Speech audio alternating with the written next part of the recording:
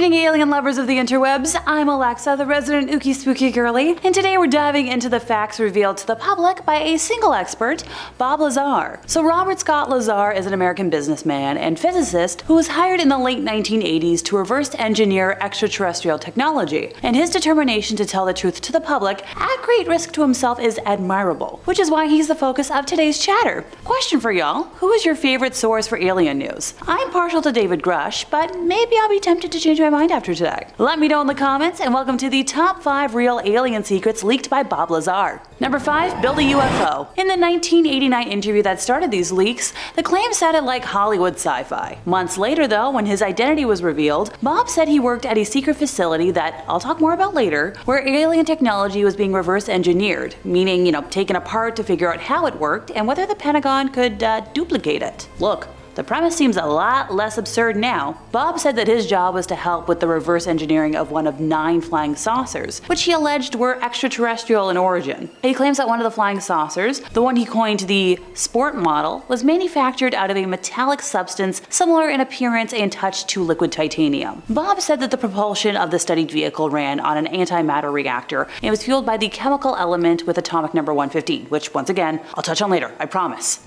In a subsequent interview that November, Bob appeared unmasked and under his own name, where he claimed that his job interview for work at the facility was with contractor EG&G and that his employer was the United States Navy. Bob said the craft he was working on was dismantled, and the reactor he studied was topped by a sphere or semi-sphere which emitted a force field capable of repulsing human flesh. He further explained that the craft was split into 2 main levels. So the reactor was positioned at the center of the upper level, with an antenna extending to the top, surrounded by 3 gravity amplifiers. These were connected to gravity emitters on the lower level, which can rotate 180 degrees to output a gravity beam or anti-gravity wave. In 1989, Bob said the seeds of the saucer he saw were approximately tiny human-sized, and that he had seen alien cadavers of a corresponding size. He's mentioned that the main craft he worked on would aim its belly to the target, and then bring all of the amplifiers to power and fly off in that direction, with the belly or bottom forward. If that description of a spacecraft tilting sounds familiar, I'm assuming you're familiar with the gimbal UFO? So the Pentagon released the video back in 2017, where naval pilots encountered a fleet of the unknown craft off of the coast of Florida in 2015, and have since had dozens of similar encounters. So in that specific video, there's a mechanistic turn against the wind without deceleration, which means a craft without rotors, heat signatures, tail fins, and no tail number, and it was moving in a way that is counterintuitive to aeronautics. So when Bob saw that video, he said it had to be a gravity-propelled craft, which mimics the propulsion system that he described. So okay, if you don't believe me on that one, how about we look at another now famous UFO incident, the 2004 Tic Tac encounter. I've talked about this many times. So the Navy pilot who engaged the Tic Tac, Black Ace's commander Dave Fravor, says he doesn't believe the astonishing craft was made on Earth and that the propulsion might be anti-gravity. So when Bob was shown the Tic Tac video for the first time, it immediately reminded him of the sport mode, which, like I said, that was his name for the craft stashed in the desert. And he says it's the exact same propulsion system. Former Pentagon intelligence officer Lou Elizondo was in charge of ATIP, the secret Pentagon study. He told the I-Team one goal of the project was to determine the physics of UFOs, how they can achieve the seemingly impossible. The military came to believe that the craft relied on special metamaterials, stuff that can't be made with known technology. And hey, Bob made similar claims decades ago and was ridiculed. So what do you know? Now the Pentagon's on the same page all of a sudden. Number 4, what is Area 51? So sure, today everybody knows that Area 51 is the common name of a highly classified United States Air Force facility within the Nevada Test and Training Range. As a remote detachment administered by Edwards Air Force Base, the facility is officially called Homey Airport or Groom Lake, depending on who you ask. Okay, I feel like I'm forgetting something. Don't tell me. I'm sure it'll come to me eventually. Oh, I got it. It's home to all things unknown, and lots of alien and UFO believers, such as myself, are pretty sure that that's where all the flying discs and more tend to be housed. It's commonly thought to support the development and testing of experimental aircraft and weapon systems. Now, it has never been declared a secret base, but all research and occurrences in Area 51 are top secret or sensitive compartmented information. So make of that what you will. The CIA only publicly acknowledged the base's existence on June 25th of 2013, following a Freedom of Information Act request filed in 2005 and declassified documents detailing its history and purpose. So how does Bob play into all this? Well, we're gonna go back to 1989 when he appeared in that interview with investigative reporter George Knapp on Las Vegas TV station Klaus under the pseudonym Dennis and with his face hidden to discuss his employment at S4, a subsidiary facility he claimed exists near the Nellis Air Force Base installation known as Area 51. And once again, this was back in 1989, before Area 51 was the common knowledge it is today. He claimed that said facility was adjacent to Papoose Lake, which is located south of the main Area 51 facility at Groom Lake. He claimed the site consisted of concealed aircraft hangars built into a mountainside. He said that while walking down a hallway at S4 once, he briefly glanced through a door window and saw what he interpreted as two men in lab coats facing down and talking to something with long arms. Now, he doesn't think he saw an actual alien, but speculated that he saw a doll used as a reference for the size of the alleged aliens. So everything I'm discussing today about Bob probably took place at that mysterious place out in the desert. Area 51 is also believed to house material recovered at Roswell, the study of their occupants, and the manufacturing of aircraft based on alien technology.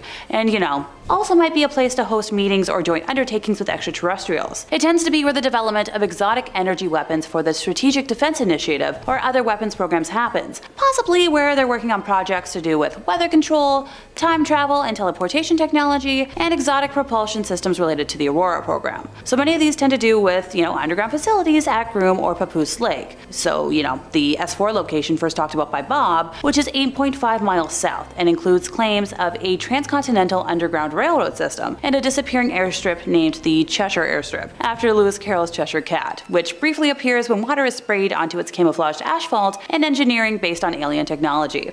Number 3, contact with Zeta Reticuli. So Bob has claimed that during his, joining the program, he read briefing documents describing the historical involvement of Earth for the past 10,000 years with extraterrestrial beings described as gray aliens from a planet orbiting the twin binary system Zeta Reticuli. As of September 2019, no extrasolar planets have been found in the system, according to government experts, but we all know that they can lie to us about that. So for the uninitiated, what the heck is Zeta Reticuli? So this is a wide binary star system in the southern constellation of Reticuli. From the southern hemisphere, the pair can be seen with the regular eye as a double star in very dark skies. Based on parallax measurements, this system is located at a distance of about 39.3 light years from Earth. Both stars are solar analogs that have characteristics similar to those of the Sun. They belong to the Zeta Herculis moving group of stars that share a common origin. So you might be asking, okay Alexa, what does this have to do with aliens? So does anybody remember Skinny Bob? If not, I'll refresh your memory. So a very curious video showed up on YouTube in 2011, showing a collection of leaked videos where you can see an alien being interrogated by some sort of government agency of sorts. It's a typical gray type entity shown being interviewed and examined, supposedly as part of some sort of diplomatic exchange, and here's the moment you've been waiting for. He says he's from the Zeta Reticuli star system, sent as part of an envoy to discuss matters of mutual concern. According to the videos, the aliens would be escorted by special officers and only meet with high-ranking officials. Although several aliens are claimed to have been present, the one most prominently featured was given the nickname Skinny Bob. The alien appears as a very thin, slouched-over figure with an oversized bald head, slit-like mouth, large eyes that seem expressive and blink, and claw-like hands. Now, there was apparently a whole series of interviews conducted with the creature between 1942 and 69, although only a few clips have managed to get leaked out. The most well-known clip simply shows Skinny Bob sitting at a table, apparently in a telepathic interview, after which we see footage of the alien from head to toe, showing its disproportionately long arms and overall build. After that, there is a shot of it within a pool of some sort of liquid where it was supposedly asleep. Now, according to the videos, the aliens were often filmed without their knowledge or agreement, with document 072-E supposedly describing an incident in 1961 where 3 of the beings realized they were being secretly filmed by a hidden device, which was considered a violation of their agreement. There was a treaty that stipulated that photographs and filming of the entities would not be allowed unless specific permission was given. The diplomatic exchange of it all matches up with what we know about Area 51 being a place for secret meetings and more.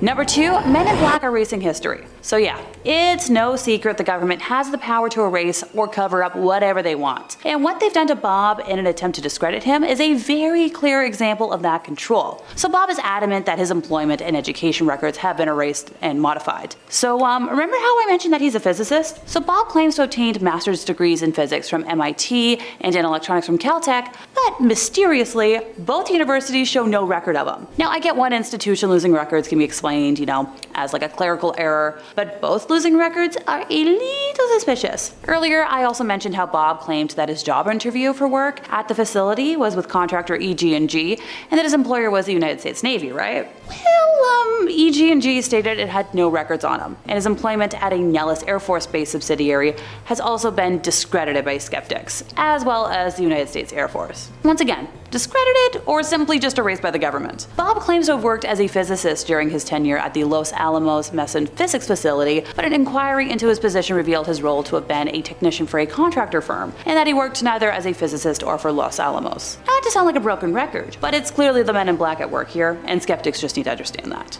Number 1. Element 115. Alrighty, the moment we've all been waiting for. What the heck is element 115 and what does it do? So Bob has claimed that the propulsion of the studied vehicle that he reverse engineered ran on an antimatter reactor and was fueled by the chemical element with atomic number 115, which at the time was provisionally named unempentium and had not yet been artificially created. It was first synthesized in 2003 and later named moscovium. He said that the propulsion system relied on a stable isotope of E115, which allegedly generates a gravity wave that allowed the vehicle to fly and to evade visual detection by bending light around it. Now, no stable isotopes of moscovium have yet been synthesized. All have proven extremely radioactive, decaying in a few hundred milliseconds. In 2017, Bob's workplace was raided by the FBI and local police, which he theorizes was to recover element 115, a substance he said he kind of kept from the government lab.